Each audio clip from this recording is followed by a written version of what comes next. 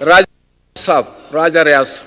ये शुक्रिया जनाब स्पीकर। जनाब स्पीकर, यहाँ पे आइन की बात हो रही है तो इस हुकूमत के खात्मे में किसी पाकिस्तान तहरीक इंसाफ के मेंबर का कोई रोल नहीं है।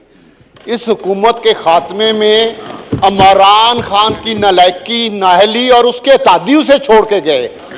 वो तादी बैठे हैं उधर, वो उसे छोड़ के गए। उन्होंने कहा ये नालायक आदमी है, नाहल आदमी है और इस मुल्क को नहीं चला सकता, इसलिए तादी उसको छोड़ गए।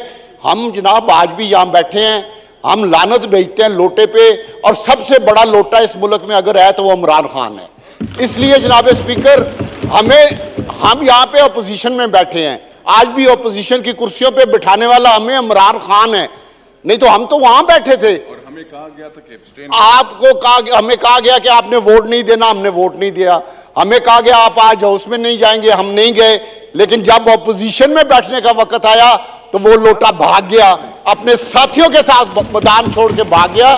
हम तो यहाँ पे मौजूद है जनाब स्पीकर, और हम हर उस चीज का मुकाबला जो रोल इमरान खान ने एज अपोजिशन लीडर या अपोजिशन का किरदार अदा करना था, वो तो लोटा भाग गया, चूहे को शिकार पे निकला था। आप सबसे बड़ा चूहा निकला, और वो चूहा जो है वो अब मैदान में किसी को फेस करने के अहल नहीं रहा। लेकिन मैं मोहतरमा ने जो लोटे की बात की है, खुदा के लिए अगर लोटा कहना है तो वो सिर्फ और सिर्फ एक आदमी पे फिट आता है, उसका नाम इमरान खान है। हम यहाँ पे मौजूद हैं और इंशाल्लाह आइन के दफा के लिए भी और इस हाउस को चलाने के लिए आपकी क़यादत में इंशाल्लाह हमारा पूरा तावन आपके साथ। इस बारे में मैं अभी अटॉर्नी जनरल साहब की राय चाहूंगा।